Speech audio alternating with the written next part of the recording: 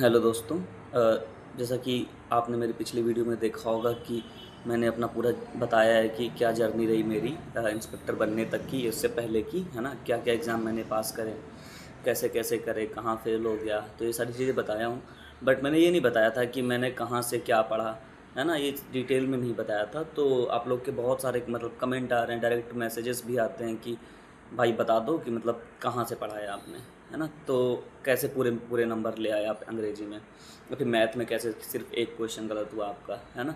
तो ये मैं बता दूंगा आपको, को बता देता हूँ कि कैसे कैसे क्या करा था मैंने। तो सबसे पहले इंग्लिश की बात कर रहे हैं, तो इंग्लिश में देखो पूरे में पूरे नंबर लाने के लिए ऐसा नहीं है कि आप ये 3-4 जो बुक हैं वो पढ़ लोगे, किसी टीचर का कोर्स ले लोगे तो आपके फुल मार्क्स आ जाएंगे, नहीं। इसके लिए थोड़ा बेस आपका थोड़ा मजबूत होना ज़रूरी रहता है। जैसे कि अगर पहले से एकेडमिक में आप अच्छे रहे हैं अंग्रेजी में तो उसका भी एज मिलेगा आपको, है ना? लेकिन अभी मान लो कि आप तैयारी स्टार्ट कर रहे हैं, तो अभी आप क्या करें इंग्लिश के लिए, और इंग्लिश आपकी इतनी अच्छी रही नहीं है, फाउंडेशन इतना अच्छा है नहीं, तो कहाँ से शुरुआत करें? तो मेरे हिसाब से सबसे पहले तो आप ना 10th-12th से जो ग्रामर है इंग्लिश का, 10th-12th की बुक में रेन एंड मार्टिन की बुक या जो भी जनरल इंग्लिश की बुक आती है, उसको पहले 2 महीने पढ़ो। 2 महीने में उसको कंप्लीट करो। उसमें जो बेसिक एक्टिव पैसिव टेंस और ये तुम्हारा जो ट्रांसफॉर्मेशन आता है, पैसेजेस आते हैं बेसिक से, वो सारी चीज़ें तुम सीखोगे। नाउन प्रोनाउन वो बेसिक रूल जानोगे उसमें, है ना? वो जानने के बाद एक थोड़ा सा आएगा कि हाँ कुछ पता है हमको। ऐसे डायरेक्ट आप उठा लेते हो नीतू मैम की बुक, फिर नहीं समझ आएगा भाई। अगर पहले से इंग्लिश अच्छी नहीं है, लेकिन आप एकेडमिक में अगर बढ़िया थे तो नीतू मैम की बुक भी समझ में आएगी। जैसे मैं पढ़ता था नीतू मैम से डायरेक्ट, है ना? तो उनकी बुक से पढ़ता था तो मेरे को तो समझ आती थी, क्योंकि मैंने पहले भी मेहनत कर रखा था। तो वही कह रहा हूँ, तो एकेडमिक में पहले कंप्लीट करो, 1-2 महीने जितना टाइम लगे उसको ख़त्म करो, ठीक है? उसके बाद आ जाओ अपना इस पे, क्या बोलते हैं, जो बेसिक बुक हैं। फिर बताता हूँ मैं क्या क्या करना है। अब जब उतना कर लोगे एकेडमिक वाला, फिर आएगा 3 चीज़ें मेन है, देखो। एक ग्रामर, वोकैब और कॉम्प्रिहेंशन। तो ग्रामर के लिए आप क्या करो, किसी भी एक टीचर को पकड़ लो जिससे तुम्हें समझ आ रहा है, और नीतू मैम की वॉल्यूम 1 की बुक खरीद लो। अब वो टीचर जो पढ़ा रहा है, जितने रूल्स पढ़ा रहा है, वो उसका नोट्स बनाओ, ठीक है? जितने वो पढ़ा रहा है, मान लो नाउन में कितने 50 रूल हैं, तो 50 रूल उसने पढ़ाया, उसके नोट्स बना लो, ठीक है? जो एक्सरसाइज उसने लगवाई उसकी एक्सरसाइज सॉल्व कर लो। उसके बाद नाउन नीतू मैम की बुक में देखो, वॉल्यूम 1 में कि जो उसने 50 रूल बताएं, तो नीतू मैम की वॉल्यूम 1 में कितने हैं। मान लो उसमें अगर 60 हैं, तो जो 10 नहीं बताएं उसने, उनको भी अपने नोट्स में लिख लो, और फिर नीतू मैम वाली भी एक्सरसाइज सॉल्व कर लो। इतना कर लो नाउन के बाद, फिर ऐसे ही प्रोनाउन में, ऐसे ही एडवर्ब में, ऐसे ही एडजेक्टिव में, ऐसे करते जाओ। तो तुम्हारा ये पार्ट ऑफ स्पीच वाला जो पोर्सन है, जो ग्रामर का बेसिक स्ट्रक्चर है, वो हो जाएगा, ठीक है? उसके बाद जैसे एक्टिव वाइज पढ़ाया है सर ने, तुम्हारे सर ने, जो भी सर हैं, जिनसे भी मालूम, मैडम से रानी मैम का ले लिया, या फिर गोपाल वर्मा का सर का ले लिया, किसी का भी ले लो, ये कोई बड़ी बात नहीं है। मैंने तो किसी का भी नहीं लिया था, मैं तो यूट्यूब पे हर्ष सर करके थे, फ्री में वाईफाई स्टडी पे पढ़ाते थे। आप सीजीएल दूर नहीं करके उनकी सीरीज़ थी, उसी से मैंने पढ़ लिया था।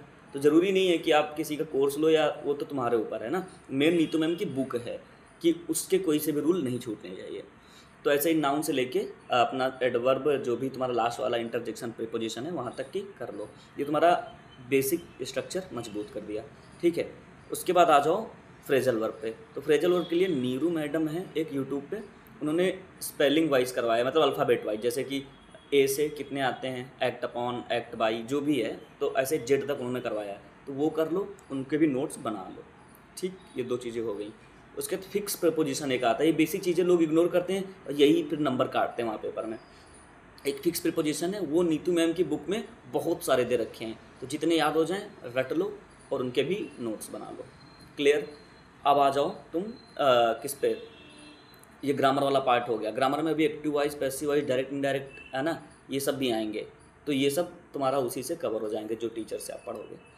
उसके बाद अब आ जाओ, ये ग्रामर का पोर्शन हो गया। अभी आ जाओ वोकैब पे। वोकैब के लिए क्या है कि एक बेसिक सी बुक है, ब्लैक बुक। तो ब्लैक बुक में आपको ऐसे करना है कि जैसे मान लो कोई वर्ड है, जैसे मान लो कि एक वर्ड है मर्सी, ठीक है? अब मर्सी के 4 सिनोनिम होते हैं, 1-2 एंटोनिम होते हैं, उसमें लिखे रहते हैं कि मर्सी के 4 सिनोनिम, ये 3 एंटोनिम। तो तुम्हें रटना नहीं है उनको कि मर्सी का ये हो गया, ये हो गया, ये हो गया, नहीं।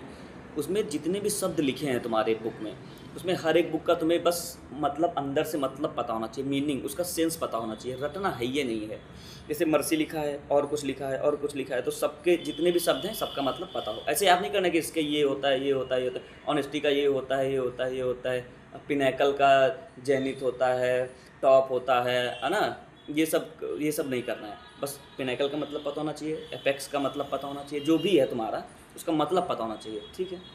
तो ये हो गया तुम्हारा वोकैब का, वोकैब में मीनिंग्स का। अभी आ जाओ तुम्हारा जो वन वर्ड है वो कैसे करोगे।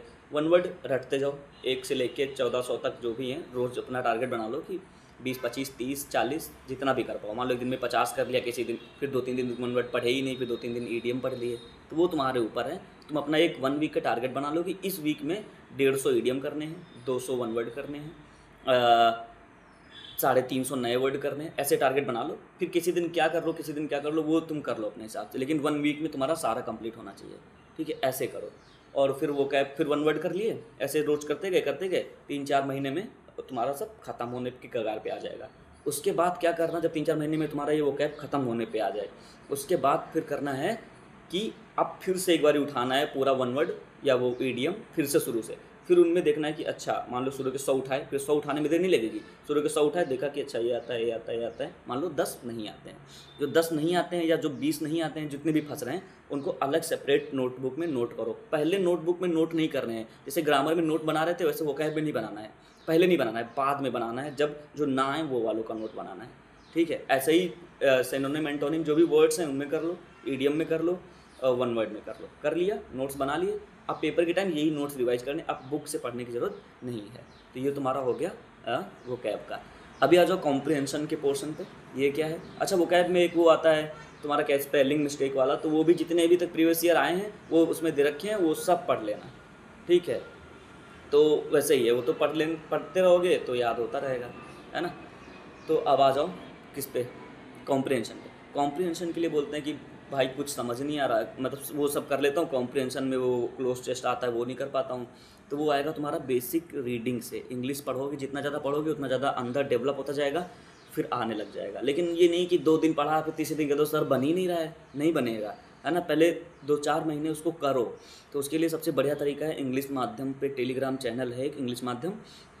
वहाँ पे क्या होता है, रोज़ एक एडिटोरियल आता है न्यूज़पेपर का, और वो क्या खुद से पढ़ के समझो।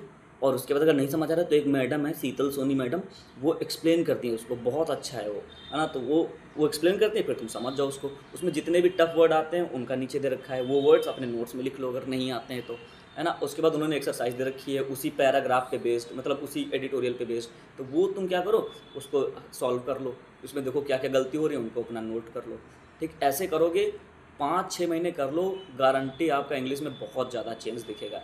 पूरे नंबर की गारंटी कोई नहीं दे सकता, लेकिन बहुत ज़्यादा इंप्रूवमेंट दिख जाएगा, क्योंकि मेरे भी पूरे तुक्के से ही आए हैं भाई, सही बात ये बोल रहा हूँ। ऐसा नहीं है कि बहुत ज़्यादा तैयारी थी मेरी, मैं नौकरी में था तो इतनी तैयारी नहीं थी, लेकिन आ गए तो बस आ गए, पेपर ईजी था, आ गए। क्योंकि इससे पहले 120 ही नंबर आए थे भाई, है ना, 135 नहीं आए थे, तो इस बार ही थोड़ा ईजी था तो हो गया। थोड़ा बेनिफिट मिल गया मेरे को। बेनिफिट क्या मिला, आधा वाले में कन्फ्यूजन था तो मेरा सही निकल गया, इसी वजह से पूरे मिल गए ठीक है। तो ये हो गया तुम्हारा इंग्लिश का, ये पूरा सीन है। ऐसे करोगे, देर तक करोगे, पूरे नंबर आएंगे, गारंटेड है। मतलब